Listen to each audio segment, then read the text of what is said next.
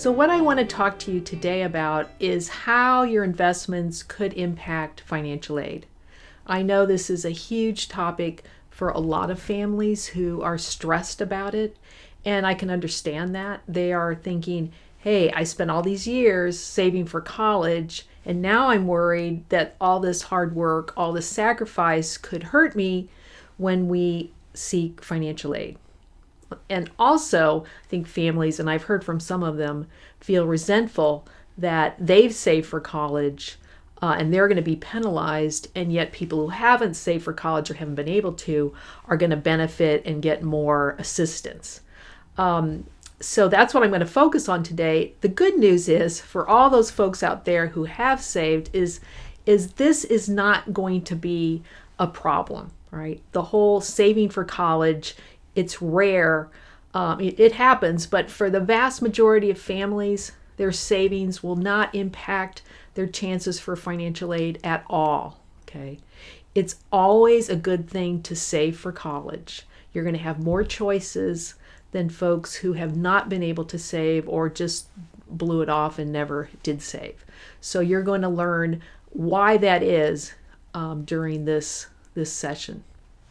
So the good news here is, as I've mentioned, is investments rarely hurt financial aid chances. In fact, as you can see, only 7% of financial aid applicants possess enough assets to even impact financial aid, which means that only 7% of families who apply for aid have their financial aid eligibility reduced because of what their assets are. And you might find that surprising, actually, but a large percentage of wealth is not counted, which is the explanation for why so few people have to really worry about this. Let's look at the formulas, and you can get some appreciation of why assets often don't hurt your chances for financial aid. First, we're going to look at the FAFSA. The FAFSA ignores retirement accounts, home equity. In fact, the FAFSA doesn't even have any question on the form that even ask if you own a primary home. They do ask about, rental properties, vacation homes, that sort of thing. But the house that you live in, they don't care about. They also don't ask about the assets of family-owned businesses with less than 100 full-time workers or 100 full-time worker equivalents. So as you can see, a lot of wealth is not even counted. And then frankly, most people have most of their money in retirement accounts and in their homes. Another thing that the FAFSA ignores that's important, if you are in a family of divorce or you are separated, it doesn't have to be legally separated, you just have to live in separate places. The FAFSA will ignore the income and assets from the non-custodial parent in cases of separation or divorce. Now, the definition is a little strange in the higher ed world. A non-custodial parent essentially is the one where the child did not live the majority of the year. Okay, so let's say, and this can really play into make a big impact if one spouse or ex-spouse made a lot more money than another. Let's say that one spouse is a physician and one is a school teacher. If you're looking for the most financial aid, it would behoove you to have the child live the majority of a year with the parent who makes the least amount of money. And the calendar or the clock starts on or ends at the day you file the FAFSA. So let's say that you file the FAFSA on March 1st. You would go back a whole year, go back and look at March 1st of the previous year and then say, okay, where did our child live the majority of the year? Was it with the mother or was it the father? Okay, and that's who is the custodial parent. It has nothing to do with who claims the child on taxes. It has nothing to do with who might be paying child support. It's just where did that child physically live for that 12-month period ending on the day the FAFSA is filed. Okay, so that's another reason why. Now, I should mention, and we have a whole section on divorce this week too, but one more thing I'll say about divorce is If the custodial parent gets remarried, then the assets of the new spouse will also be counted. Now, the profile is a little different. The CSS financial aid profile, as you've learned this week, is used by about 250 schools, almost all private. These private schools use the FAFSA to determine what students will get federal aid or state aid, but they're using the profile formula to determine, okay, who's going to get our money, our in-house money. And because it's their money, they are a lot nosier about what they ask for. So the profile, unlike the FAFSA, will ask about home equity of your primary home. They will ask about the adjusted net worth of a business or farm, and they will ask for usually will ask for the financials from the non-custodial parent. But what those schools do with this information can vary dramatically, because these schools can have the option of picking from hundreds of potential questions that the profile offers. So one school's profile could look different from another school's, the questions that they use. So you need to keep that in mind. I have an example, for instance, of this dad who contacted me about a year and a half ago, and he had run the net price calculators of like 24 schools to see, what kind of money he might expect from his very smart daughter. And what ultimately what he discovered was his home equity was treated quite differently by different schools. In fact, I wrote a blog post about it. There were some schools like Georgetown, Haverford, Dickinson, Columbia, Princeton, where this girl would be, if she had gotten into these schools, would have paid in the $2,000 or less range. On the other hand, using the same family, the same set of facts, there were some schools like Boston College, Loyola of Maryland, Swarthmore, University of Rochester, where this family would have been facing a bill of over $40,000 a year. And it was when I looked at the information he put on the profile, it was clear it was the home equity that was the cause behind such a great disparity of prices. Typically, schools will set or link home equity to what a family's making. So in this case, a family where the parents weren't working and the dad was an out-of-work engineer, some schools would not hold it against them that they weren't making any money, even though they had a lot of home equity in their house. In this case, it was $800,000. In other schools, like Boston College, they didn't care. They were going to charge him a lot of money because he had a lot of money, a lot of equity in his house. So one way that you can get at that to see how home equity or your business assets might impact aid is to just use a net price calculator. And of course, we talk about net price calculators this week in our lesson. So what do the aid formulas care about? They care about the child's assets. They care about taxable investments, which is just another way of saying non-retirement investments. And they also care about college accounts. Now, one reason why, even though this is money that they will look at, parents' assets typically won't hurt aid chances, because the FAFSA gives parents a savings and asset protection allowance, and it's based on the age of the oldest parent. Okay, so the older you are, the more money you can shelter of your taxable money. Okay. And that would also include your 529 or Coverdell money, as well as taxable accounts like CDs you might have, your bank accounts, taxable mutual fund or tax stock portfolios, that sort of thing. And as you can see in this next slide, the older the parent is, the higher the amount of money you can shelter. And then on the second column, I show how much you can shelter with just one parent household. It's dramatically less than the two parent household. Now I'm going to give you an example to illustrate how this allowance comes into play. So in this hypothetical, the oldest parent is 55 years old, so his or her asset allowance is $46,800. Now let's assume that the family had saved a lot of money in a 529 account, $100,000. So what you would do is first you would subtract the asset allowance, $46,800 from $100,000, and you get $53,200. Now what do you do with that? You then multiply it by the percent that parent assets are assessed at with the FAFSA, which is 5.64%.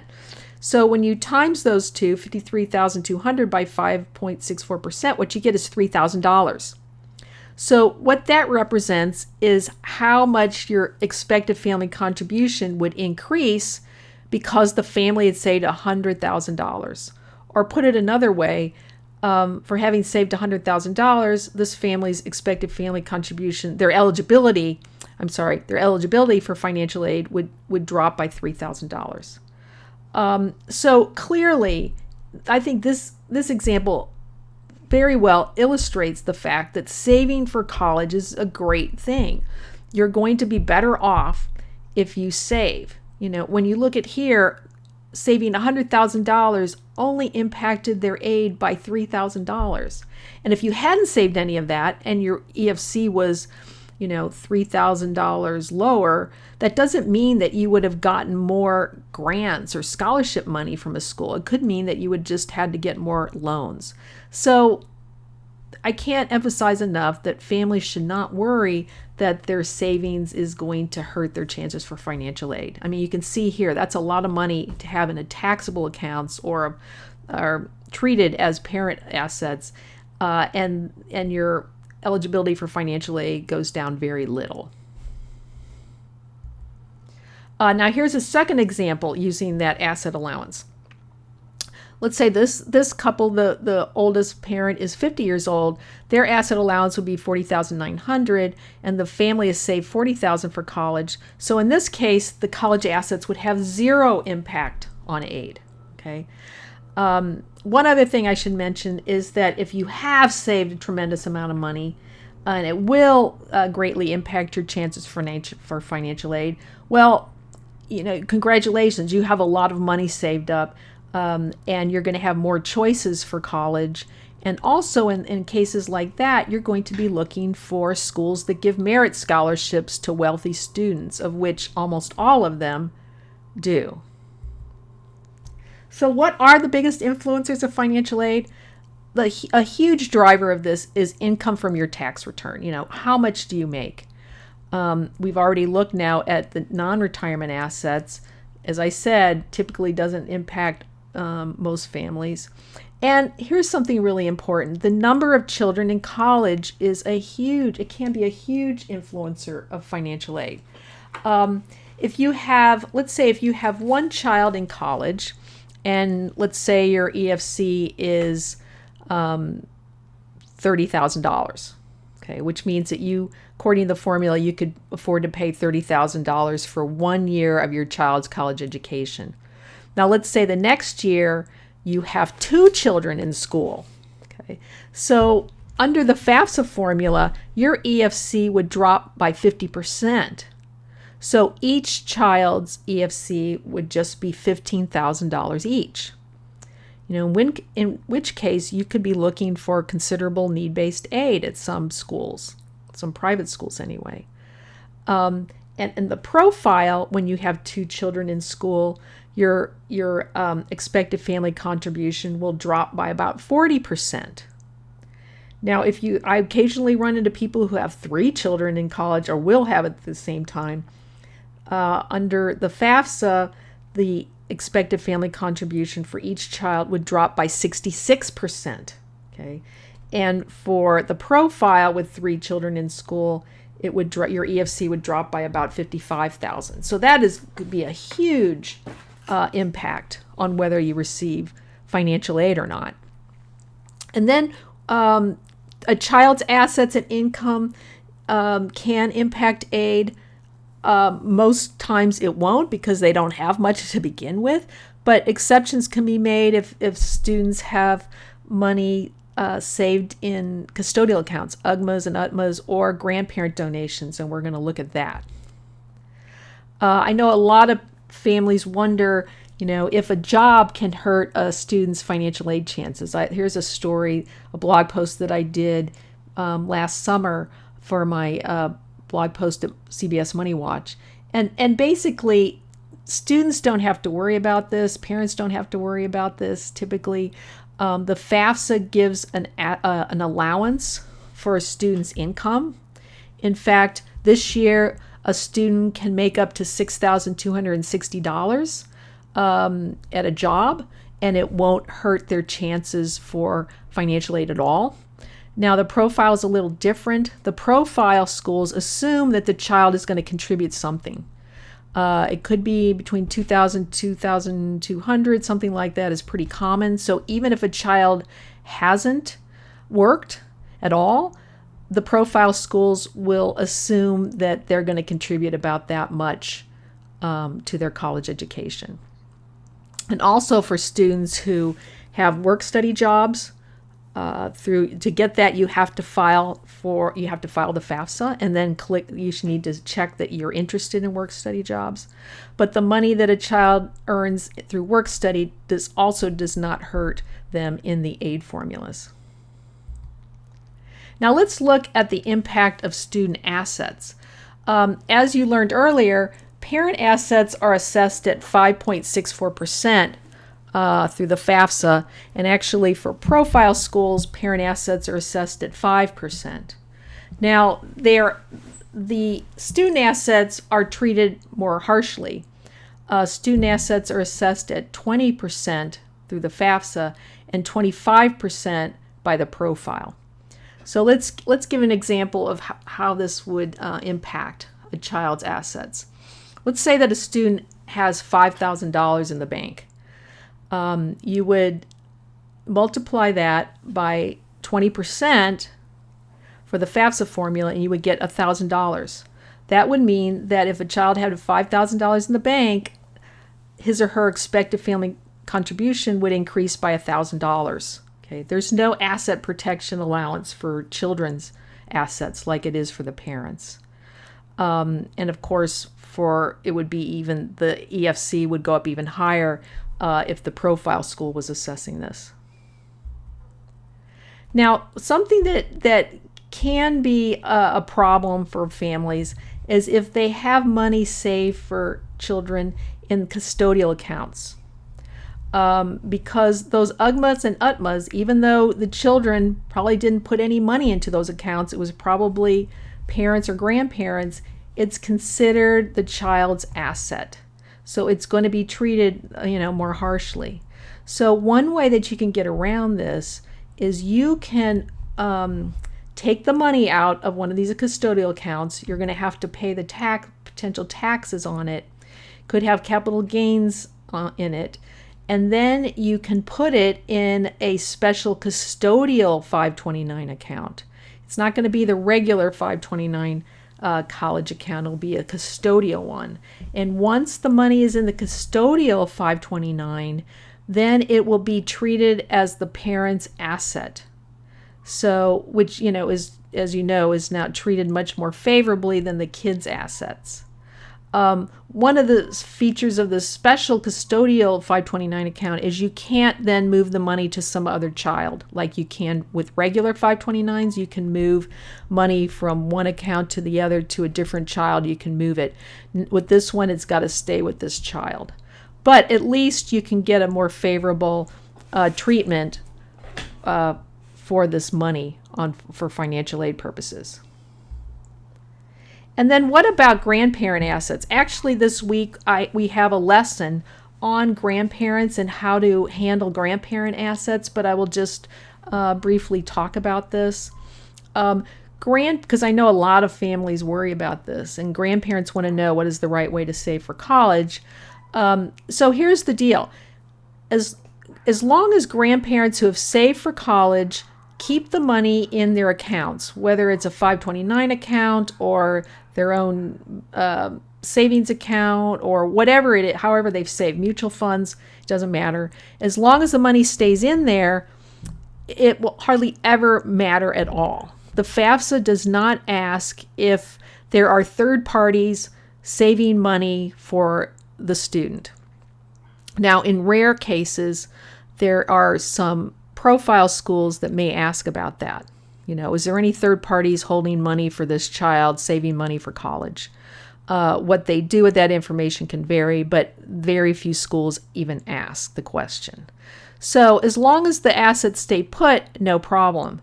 The trick, though, comes in is when the grandparents, of course, want to take the money out and help pay for college cost. Once they pull money out, that money is treated as the child's income, okay? And the student's income, is assessed at a maximum of 50%.